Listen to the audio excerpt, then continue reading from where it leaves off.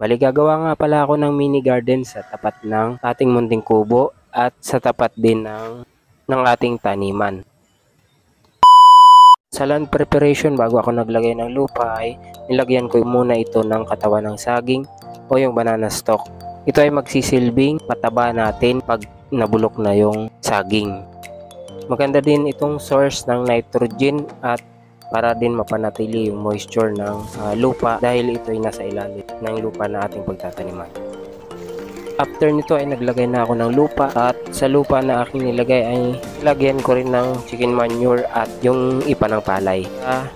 Lalong mataba o mabuhagag ang ating lupa na pagtataniman.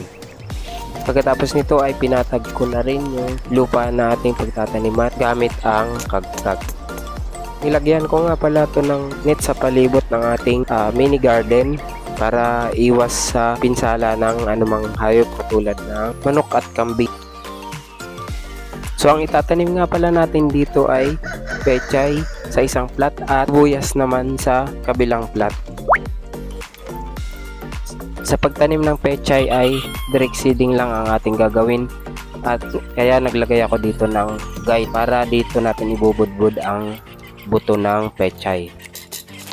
Maganda talaga na meron tayong ganitong bakuran kahit maliit lang na pwede nating taniman ng mga gulayin para at least makalibre na tayo sa mga uulamin. Kaya kung ikaw ay meron namang bakanteng espasyo sa bakuran mo ay i-cultivate mo na para meron kang mapipitasan at makalibre tayo ng kahit papaano sa ulam.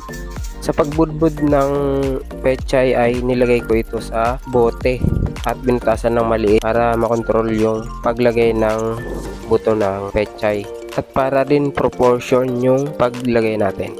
Ito nga pala sa ginawa nating bote na pinaglagyan natin ng panghasik na buto ay naglagay na rin ako ng insecticide para hindi kainin ng langgam yung buto na nilagay natin.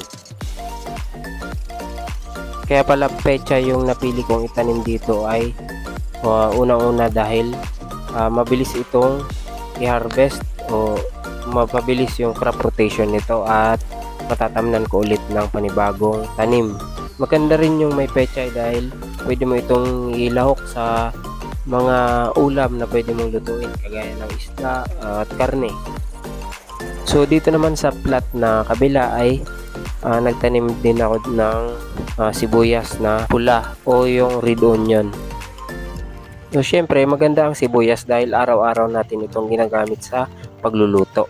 So pagkatapos nga palang matamnan yung ating plat ay diniligan ko para may moisture yung ating halaman na itinanim. Lalong-lalo na yung sibuyas para hindi malanta. At yun lang para sa ating agri-venture ngayon. Kung nagustuhan mo yung ganitong videos ay pakicultivate naman ng like button at subscribe na rin para sa susunod nating mga videos about sa farming. Yun lang, happy farming!